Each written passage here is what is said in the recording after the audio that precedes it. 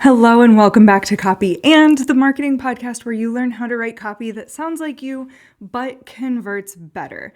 If you don't already know me, my name is Sam and I'm the founder and lead copywriter at Nomad Copy Agency, where we both write copy and I help people write copy that sounds like them but converts better inside of Copy on Demand. Today we are talking about trust because yes, the word on the street is that we are in a trust recession, and I have been hearing a lot about blaming low sales on the trust recession. So I want to talk about what the trust recession is, how we got here, what makes and breaks trust, and how we can build trust in our copy to ultimately sell more. Not just to overcome the trust recession, but to build a business that people love to buy from. And as I was preparing for this episode, I thought about this quote that I used to have written inside of my notebook in high school. We had those like school provided planners, and on the inside I had written down, trust takes years to build and seconds to lose. And I really think that that is the simplest way to describe what has happened with the trust recession. It's been talked about, again, almost as this excuse, but also it's as if it's this fact that like we are in a trust recession and that's just what it is. So we need to move forward as business owners and marketers. And really, I think what we have an incredible opportunity to do as business owners is lean into a trust renaissance, not just rebuilding trust, but building our businesses from this foundation of trust so that when somebody says your name in a room, on the internet, on, say, Threads or Instagram, that people immediately think of as a positive association. And again, somebody that they just love spending money with because they know that they're going to get the results that were promised. So let's dig in.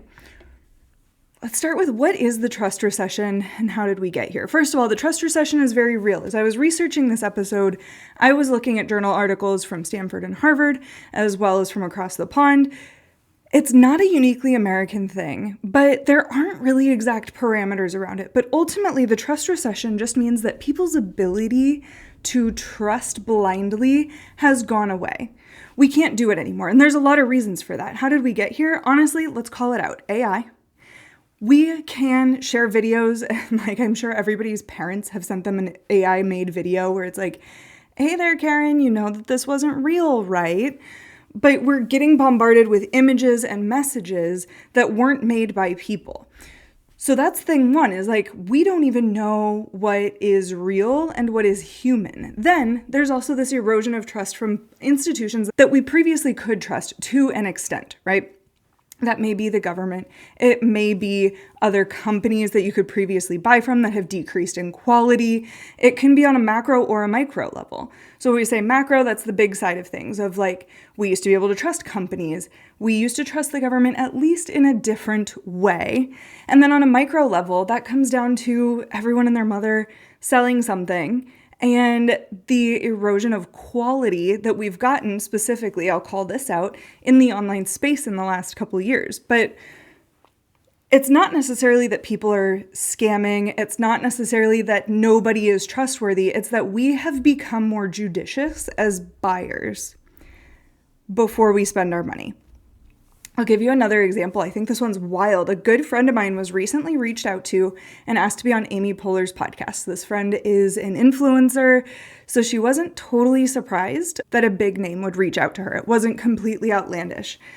And ultimately, she didn't get fully scammed, but she did find out way too late in the game that it was not real. Like, she was packing her bags to go be on the podcast, to fly to LA. And it turns out, as she did some research, that there were other people getting scammed. And so now there's this community of people who got scammed by fake Amy Poehler. On our personal level, catfishers have been around forever. That's why things like the Sweet Bobby podcast exists, or why the Scamanda podcast and then documentary exists, is because people have been scamming people out of money. It's a tale as old as time, right? But again, on both a macro and a micro level, so many things have happened that just feel so freaking personal that our trust has eroded as buyers. There's another side to this, though, that I don't think gets talked about enough, and that's the erosion of trust in ourselves. And I have a degree in marketing. I do marketing for a living, and I will be so honest with you, is that a lot of marketing messaging hinges on you not being enough. You're not pretty enough, so you buy a face cream. You're not smart enough, so you buy Duolingo. You're not savvy enough at whatever you're doing in your business, so you buy a course. You're not good enough at writing, so you buy ChatGPT Pro. We've been taught not to trust through experience, to not trust others, but we're also seeing an erosion of trust in ourselves. So this trust recession and how we got here comes from this lack of trust that is global, and then we are outsourcing our trust into other people or into products that are supposed to make us more or make us enough. So what happens is people become judicious buyers. And again, I said this at the beginning, I think this gives us as marketers in our own businesses a huge opportunity to change the way that we reach people, because people are not in a spending freeze. When we hear about a recession, we immediately think that people aren't spending, because when we've heard the term recession in the past, it means that our GDP is down as a country. But people are not in a spending freeze. They're in a validation freeze. They need to take a beat. They take a little bit longer to purchase, and they need the space to validate that what they are purchasing is going to give them the result that they want, especially at a consumer level. It's also changing who people are buying from, whether that be online or big brands. We see people changing who they're buying from, again, as a political action or as a personal action. But ultimately, in a trust recession, what you need to know is that the relationship is becoming increasingly important. We want to see the face of the people and the companies that we are buying from. So that's how we got here. That's the trust recession, right? Is that it's simply a new way that we get to market ourselves. And the way that I'm calling that is the trust renaissance. We get to build a renaissance of how people interact with us and our brands. So how do they do that? What builds trust and breaks trust? Let's talk about not copy first. First things, proof of humanity. This is the seeing you on the internet, seeing you in real life. I was recently with a friend who said that her number one lead gen last year, because she did almost no marketing online, was simply going to conferences and talking to the people that she knew she would want to work with. She went to like 3 events last year and was booked out for the entire year. So if you can't go online or in person to places, then there's ways to be seen online. That means putting your face on the internet. Honestly, that means showing and educating people on why you are the best person to work with. That means not leaning into faceless marketing and whatever those courses are that are being sold. It means showing videos. And honestly, this is a weird one to even say out loud, but real photos of yourself that are not AI generated. Am I anti-AI? No. However, your brain's threat detector, so we're going to go into sales psychology here for just a second, is your amygdala. And your amygdala will flag anything that feels off or imperfect. This is something that is meant to protect you. And if your amygdala senses that something is off, your walls are going to go up. When you are real, you are decreasing people's walls. You are helping them to disarm and trust you. And then that's when the brain can understand how you can help them, rather than understanding simply that you are not going to hurt them. That's why a slightly messy video on the internet, where you're stumbling over your words, or maybe you have hairs out of place, or you're saying the wrong thing, you misuse a word, that's why a slightly messy video is going to outperform a super polished one, because somebody's going to say, that is relatable. That feels like a real person behind the screen. So yeah, you can show up in person, you can show up on the internet, and you can show up with your messaging. This is where copy comes in. So how can we use our words on the internet to connect with people so that they trust us? A couple of ways. The first, as I mentioned previously, is mistakes. But how do we make a mistake? Honestly, is by writing it yourself. I don't have a degree in writing, even though I'm a copywriter. And I have always used the M-dash. So when this whole conversation about like AI and the M-dash came up, I was confused. But I realized when I started playing with AI that AI used the M-dash like super grammatically correctly, and I did not. Basically, there were no spaces before or after it, and it was one character longer than what I was used to using. I was used to using, I would hit hyphen space, and it would be like 3 hyphens long, the way that AI uses it. So part of my humanity is like actually consistently making this grammatical error. I'm not telling you to go use AI and then make it wrong. I'm saying that like when I just showed up as myself, that story that I was telling came out with some slight mistakes, and that was okay because it meant that it was a person writing it. So that's one way to connect with people. Another is through storytelling. And if we go back to like third grade when we learned BME, beginning, middle, end, every story needs a beginning, a middle, and an end. And that is absolutely correct. That is the basics of storytelling. However, if you go back to, let's see, I think it was episode 4, which was defining your ideal customer and writing for the transformation. That's what I talk about, is the transformation. And when we talk about storytelling and marketing, it's simply telling a story, not necessarily about yourself, but helping your clients see you seeing you as part of their story, when you become an inevitable part of their story. So when I say that we tell stories to build trust, yes, we can absolutely tell stories about past clients and their successes and use that social proof to build trust. We can also understand what the transformation is that our ideal clients want to see. And then when we think about beginning, middle, end, the end of their story is not when they work with you. That's the end of your story because your goal is the sale. However, their ending of a story is what happens after they purchase from you. Again, I would encourage you to go back to episode 4, which is about finding the transformation, but remember that the beginning is where they are now, the middle of their story is when they make a purchase, and the end is the transformation that they see from your purchase. And you can tell this story and use vivid language in this story to help them see that you understand them and what happens after they work with you. You can also just share your story that doesn't necessarily have a sales story behind it. And I'll tell you this was really weird. So we have parasocial relationships with everybody on the internet. It's just what it is, right? So I was on a sales call the other day with somebody who ended up signing as a client, and she's in the fitness industry.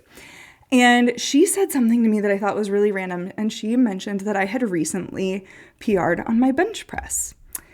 And I think one time on a day that I was just not into working, I had posted a picture of me working out, or maybe it was a video saying like, work with a copywriter who can do it all, or something like that. Like, it was not a serious post. I just shared who I was as a person on the internet.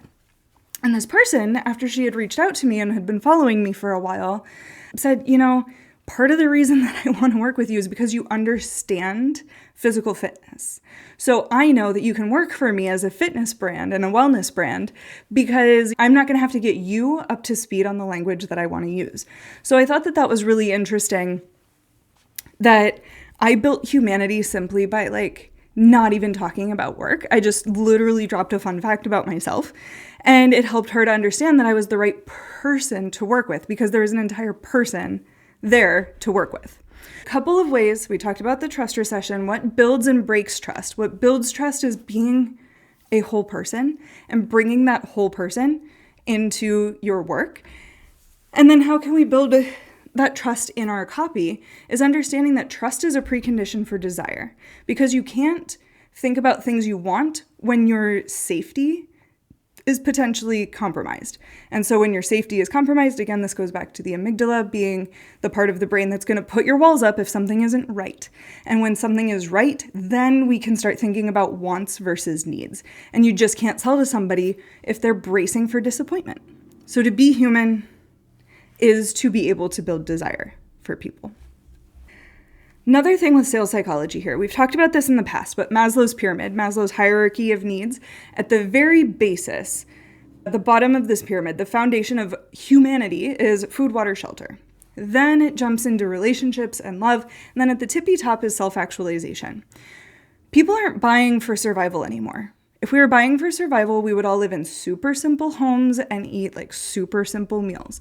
We are buying, and the people that you're selling services to on the internet are buying for identity, belonging, and self-actualization. So when we're telling stories, when using our copy to connect with people and build trust, we can't just jump straight to this is what it is and why you should want it. There has to be some sort of story there that you can align with them, that they are telling themselves, that feels real to them, that feels tangible, that feels like you understand. So there's also this humanity of understanding when we connect with people that they are going to be able to trust us because they understand that we are like them. So it's not you got me as far as like you made the sale, it's you get me and therefore will make the sale.